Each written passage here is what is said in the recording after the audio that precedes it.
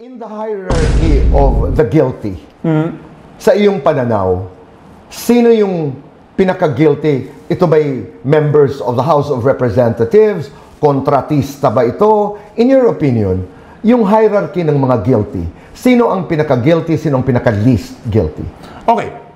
Ang pinaka-guilty is yung pinakamalaking kinuhang pera, which, according to Mayor Magalong, is yung Committee on Appropriations. And I think in one interview, he directly named Congressman Saldi. Heto nga ho ang pag-uusapan natin ngayon mga ka-reaction update PH. Di ba nga noong kahapon lamang mga ka-update, nagsalita na nga ho itong si Boji D, Speaker of the House, na kailangan umuwi ng ating bansa itong si Saldico. Pero mga ka-update ito ang isang pinakamalaking katanungan. Bakit itong si Saldico ngayon nasa Amerika na nga, siya yung pinapauwi?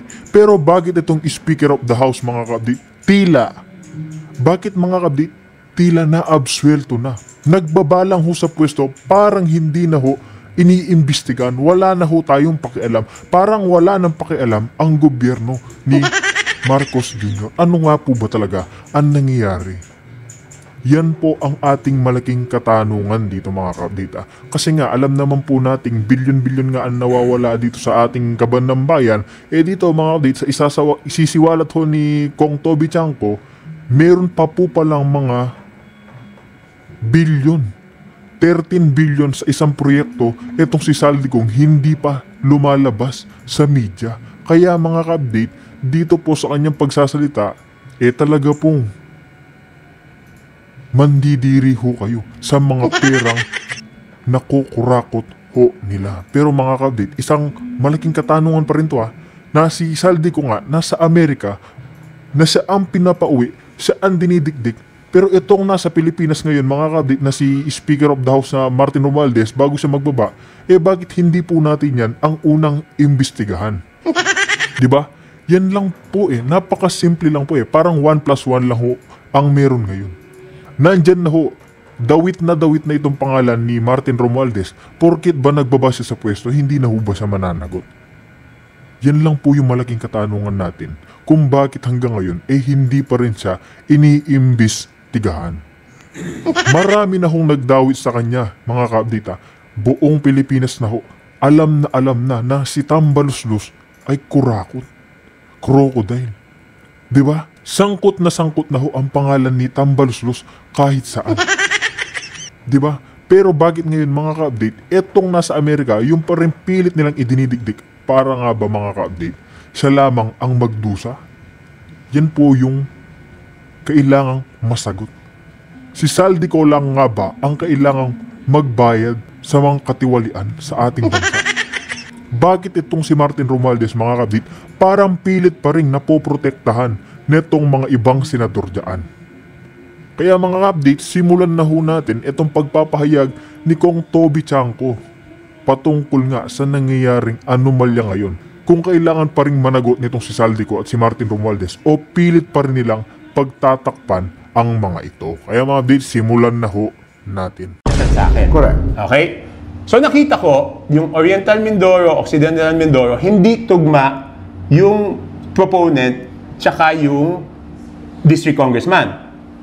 So nagtaka na ako. So tinignan ko, magkano ba yung total budget ng Oriental Mindoro at Occidental Mindoro? Nakita ko na tig 20 billion, which hindi kaya yan ng regular congressman na pakyatin yung budget niya ng ganun kalaki, no? So nagtaka na ako.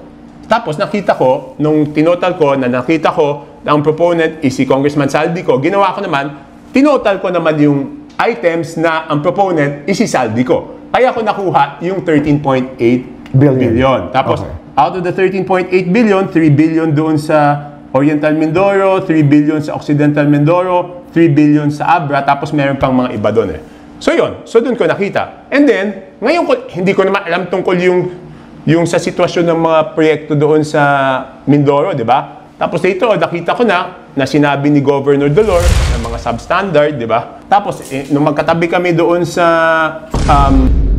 Narinig naman po natin mga kabdita, sa Oriental Mindoro pa lamang, magkano po yung naibulsa? Magkano ho mga update? Ulitin ho natin, 13.8 billion.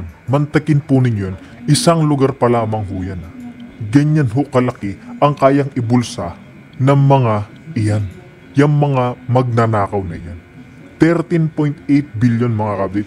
Kahit ho habang buhay tayong magtrabaho mga kapatid, diretsahan lang ho tayo, hindi ho natin kayang kitain yan. Napaka-imposible ho yan. Lalong-lalo na kung isa ka lamang congressman. Diba? Napaka-imposible ho mga kapatid. Kaya para bukas mga kapatid, magsama-sama, magtulong-tulong, magkaisa na ho tayo mga kapatid. Ito na ho ang tsansa nating mga Pilipino na ipakita sa gobyerno ni Marcos Jr. na hindi ho tayo susuko, hindi ho tayo titigil hanggat hindi nagbabayad sa katiwalian ang mga magnanakaw na yan at hindi natanggal sa pwesto, magbalik nila yung kanilang mga ninakaw. Kailangan ho nilang managot mga kapatid. Yun lang mga kapatid. Tuloy lang ho natin. Senate Blue Ribbon Committee, sinabi rin yan na karamihan ng mga substandard ay ang contractor is si SunWest. Okay. Pero ang maganda dito, nung At may pinag-aralan... ghost project na na-mention si Bones during that hearing. Yes. Sa isang sitio. Yes.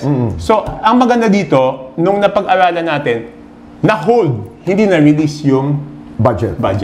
At least, di ba? Gumulo na ito. Napasok Okay. ng napakaraming tao, napunta sa Senado. But we can only discuss some elements.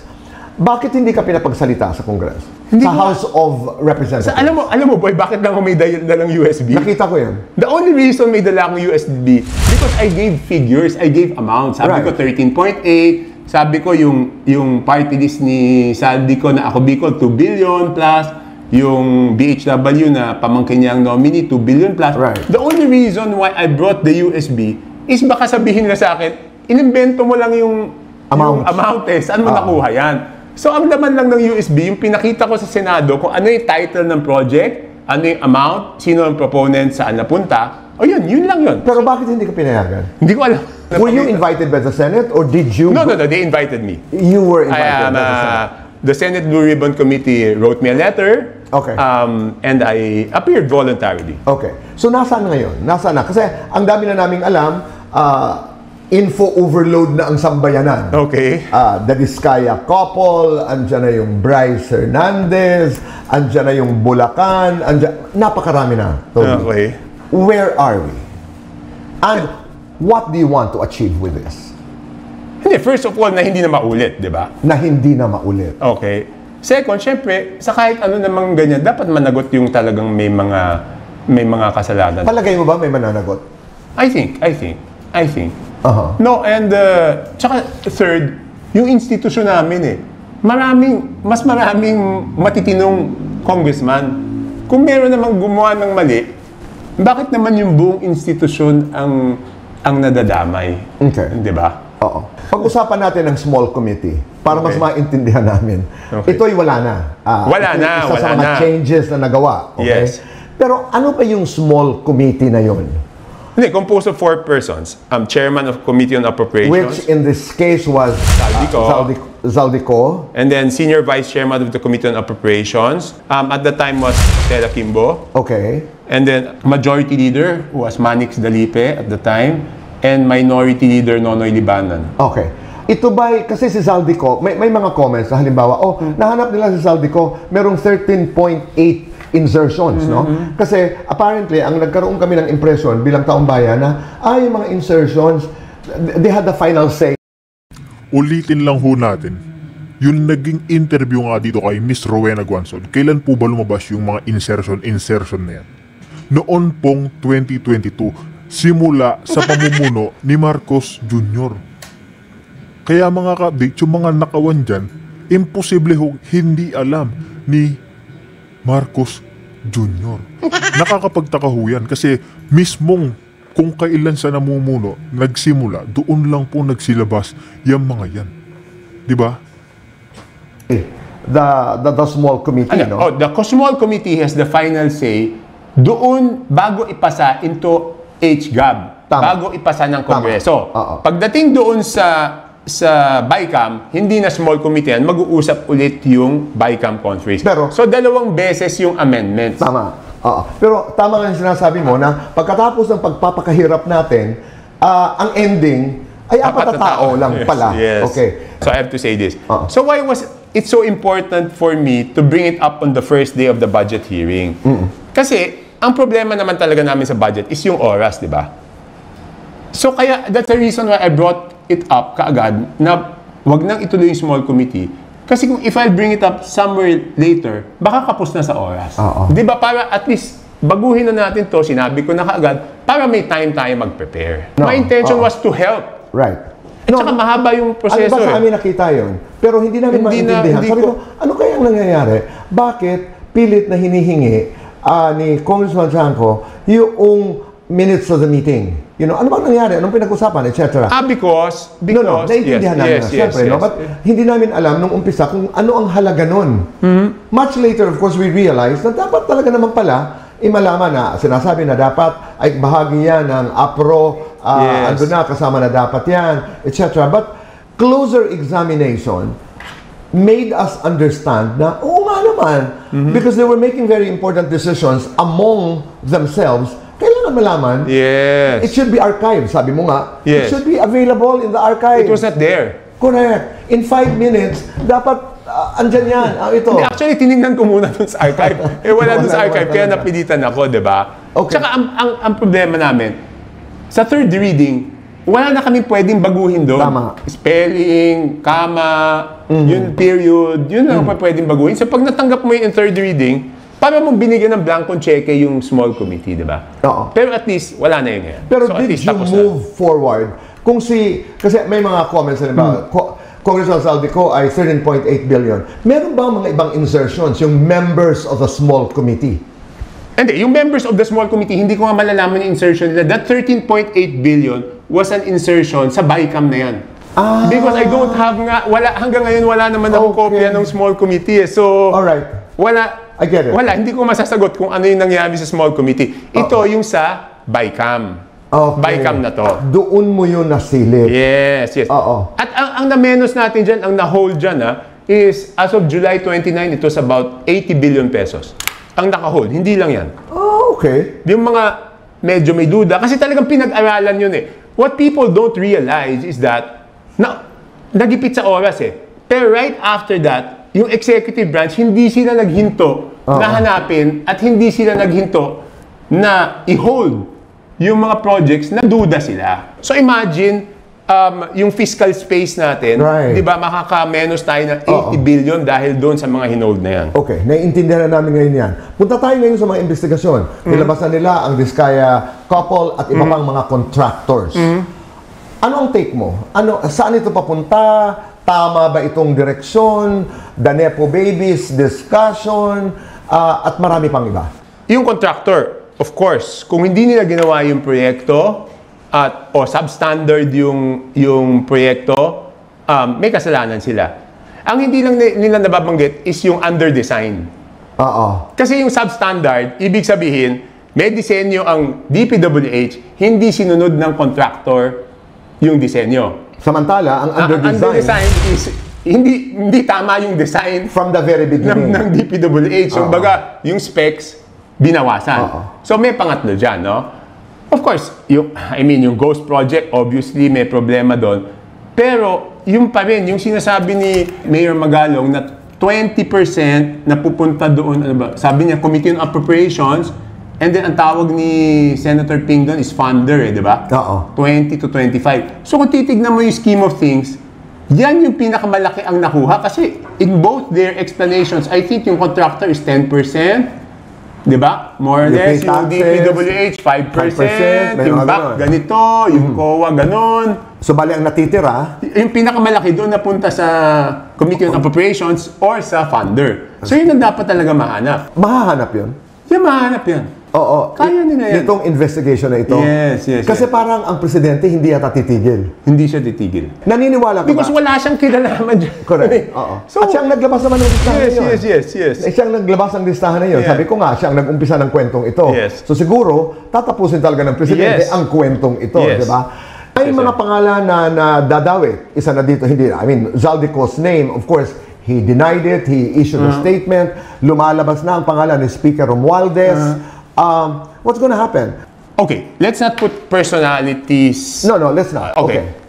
Ang problema ko doon sa TRICOM namin which I told them also in the first hearing, is that hindi pa pwedeng maging resource person ang isang congressman. Voluntary siyang pupunta doon. Pero pag voluntary, pwede. Hindi, voluntary. Ibig sabihin Correct. kung ayaw, Papayagan. papayagan, pero hindi siya mag-take oath. So malaking bagay yun. Sa Senado, hindi ka nag-oath. No, I stood up. You stood up, pero hindi ka nila ni-require. Parliamentary courtesy daw. No, but I told them I was willing to waive my Right. parliamentary courtesy to show that I'm willing to go through the process. Pina-oath ka pa rin nila? Hindi, ayaw. Oo nga. Pero tumayo, nung sinabi mag-oath, tumayo ako, tapos sinabi upo, sabi ko, no, I waive my parliamentary courtesy, and then they said, wag na. Okay. Kaya ibig ko sabihin, papaano ka ngayon mag-iimbestiga ng congressman, kahit sino mang congressman yan, kung hindi pa pwede siya maging resource person at hindi siya pwede manumpa? Anong sagot doon? Eh wala, ganun daw talaga eh. Hindi, ibig sabihin, pwede namin malaman ang buong katotohanan sa lahat, except sa congressman, kung ganyan ang rule. Tama. Oo. So parang para sa akin, ipabaya na lang doon sa independent commission. Itong independent commission na finorm ng presidente. Yes. Wala What din. happened to you and Martin?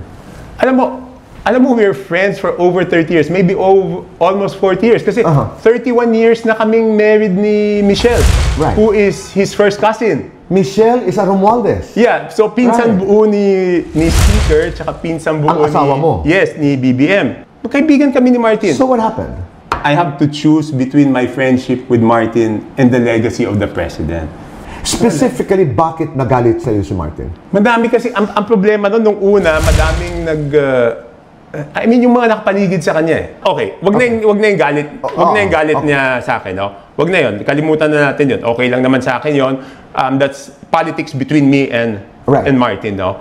Talagang hindi ko na lang siya maiboto ng speaker noong time na yon because nga of what happened doon sa 2025 budget. Well, I'm asking you as a congressman who has access na hindi namin napapasok bilang taong bayan because you're a member of the House of Representatives. Mahalaga sa amin yung salitang yun eh.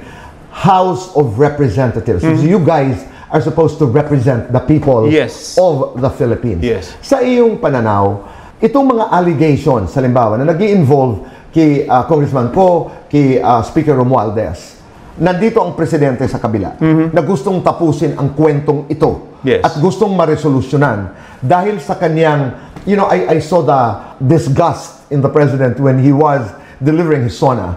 Mahiya naman kayo. Yes. Diba? May kahihinatnan nito even if his first cousin, Speaker Romualdez, is involved. Not in the crime, but sabi nga nung bata, itong si Kiko, the young congressman, that it is most unlikely that he doesn't know anything about issues like as big as this one. Makakakita ba kami ng hustisya with Congressman Saldico, halimbawa, Speaker Romualdez, at marami pang iba na kaalyado, mga kamag-anak ng presidente? Yeah, in one interview, di ba sinabi nga niya, kung ganyan sila, hindi ko na sila kaalyado simula ngayon. And he is serious. He is very serious. He will finish this. Yes, kasi nakita niya, di ba? Sabi nga niya, tapos sa isang interview, sabi niya, people don't deserve this, naghihirap na sila, bakit sila ginaganito? Wala namang mga namumuong kudeta, pagpapalit ng leadership. Kasi I think you spoke about, was it you who spoke about changing the leadership of Congress? No. The House Okay, of that was Representatives? the proper context of that was, I mean, it was an interview. They were asking me if there would be a change of leadership. Okay. Sabi ko, last Saturday, Albi called me. He asked me kung anong tingin ko. Sabi ko, Albi, ang pinag-usapan pa natin, Albi Albi Benitez. Benitez. Okay. Sabi ko, wag na, ikaw na lang.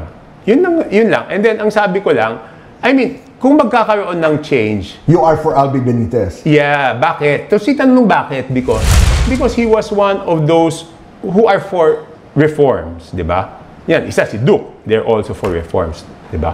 So sabi ko, kung magkakapalit, kung magkakapalit, ang papalitan lang isang tao, yung speaker lang, hindi reform yun eh. Yun yung context ng sinasabi ko. I get it. So, ibig sabihin, kung ang papalitan mo lang ay yung speaker, hindi naman reforma yun, di ba? So, dapat magkaroon ng overhaul kung gusto ng mga kasamahan namin sa Kongreso na magkaroon ng And it can be palit. done without disrupting government operations. No, it could be done very fast. But again, I'm just only one vote, so it's up to our fellow congressmen kung ano talagang gusto nila. Toby, yung mga naririnig-rinig mo, I mean, not to be speculative about it, kumusta ang House of Representatives ngayon? Yung base sa alam mo kasi ang hirap nga doon because yung most of them are just playing safe, which I understand naman, diba? Like when I came from the Senate, nagbiro nga ako, sabi ko baka hindi na ako papasukin doon. Lahat naman sila pagpunta ko medyo boss, okay yan, at least may nagsasalita na kaysa naman nadadamay kaming lahat dito, di ba? But pag dadating na doon sa puntong pipirma na, syempre worried sila kasi kung hindi umabot doon sa bilang, mabla-blacklist sila, which I fully understand. I'm not taking it against them. I fully understand their situation. Naintindihan ko naman. But some congressmen are also worried kasi parang naramdaman nila yung galit ng tao eh. Congressman Garbin alleges na beneficiary ka rin ng insertion. And that is very good. Okay, there's over 500 million pesos. Okay, that's a very good question, boy. Okay, for the record, hindi ako pwede mag-insert kasi hindi naman ako member ng BICAM.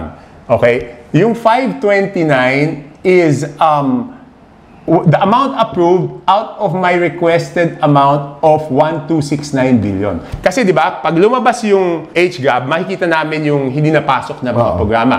So may sulat ako at pinakita ko pa sa Senate. Yung sulat, to be very transparent, ano yung mga proyekto, pinakita ko pa na ang request ko is 1,269 million at ang na-approve lang is 529. So hindi yun yung insertion, yun ay in-approve na amount galing dun sa request kong amendment na in-approve ng BICAM. Hindi ako makakapag-insert kasi hindi naman ako member ng BICAM. Yung sistema, Toby, na pinag-uusapan nila Colonel, ni Mayor Magalong, yung mga hatian, ika nga. Okay. One more thing na sinabi ni Mayor Magalong, sabi niya, nagsisimula yan sa pagpili ng district engineer. Remember? For the record, yung district engineer namin ngayon used to be the assistant district engineer. So, nung nag-retire yung district engineer, siya yung nag-take over. Yung pinalitan niyang district engineer used to be the assistant district engineer also. So, ibig sabihin, klaro, na hindi ako namibili ng district engineer, pero kung sino yung next in line, siya yung nagiging district engineer. So, very clear yan. Okay. So, yung systemic na problema, 25% para sa taas, 10%, 12%, itong kalakaran ng ganito, may pag-asa na mabago. May pag-asa. Yes. Noong panahon ni Sec. Babe Singson, takot yung mga tao gumawa ng kalokohan. Hindi natin mapeperfecto to eh. Ang importante lang dito is takot yung tao to take advantage of the situation. Natatakot ang tao ngayon na si Sec. Vince Dizon na ang secretary? Hindi, si Vince, magaling si Vince. Okay. Nakatrabaho ko si Vince. But does he evoke that kind of fear na pinag-uusapan natin? I think he does. Kasi makikita ng tao na doon naman sa pinagtrabahuhan niya dati, naging efficient siya. You just have to limit the opportunity I get that. For corruption. Hindi naman tayo hopeless. Mahirap ko sagutin yun because I gave up, di ba? No. I would always want to say that we're not, but I have to admit, I gave up. There was a time that I gave up at nabuhayan lang ako ng loob after the SONA, right? After the SONA. Oo. Diba? Ngayon, hanggang saan mo ilalaban ang labang ito? Hindi, kung pag may nagtatanong, sinasabi ko naman yung totoo. But this is only what I can do. I can only tell you the truth of what I know. Ano ang ending na nakikita mo? Okay, tingin ko, papanagutin yung mga talagang may sala, number one, at magkakaroon tayo ng reforma doon sa sistema. Nagsimula na eh. The fact na wala ng small committee at after the second reading, wala nang babaguhin. Napakagandang simula niya. The fact na yung BICAM, hindi na siya sikreto, kung hindi live stream, napakalaki. So, nagkaroon ng pag-asa ngayon. Pero again, kailangan lang mas marami tayong i-digitize na transaction. Kasi yung digitization limits the opportunity for corruption. Yan naman ang dapat natin gawin. Lahat ng mga pwedeng gawan ng lusot, pasikipin natin. In the hierarchy of the guilty, sa iyong pananaw, sino yung pinaka-guilty? Ito ba'y members of the House of Representatives? Kontratista ba ito? In your opinion, yung hierarchy ng mga guilty, sino ang pinaka-guilty, sino ang pinaka-least guilty? Okay. Ang pinaka-guilty is yung pinakamalaking kinuhang pera na illegal ang pagkuha ng pera. It's in the amount of money that defines. Yeah, yung 20%, di ba? Okay. Eh, siyempre, yun ang pinaka-guilty. Of course, lahat nung sa side ng gobyerno, whether maliit ang kinuha mo o malaki kinuha mo, hindi mo dapat kinuha yun eh. Tama. Di ba? Eh, siyempre, kung titignan mo lahat yun, ang pinaka-guilty ay yung pinakamalaki kinuha. Which, according to Mayor Magalong, is yung Committee on Appropriations. And I think in one interview, he directly named Congressman Saldico already.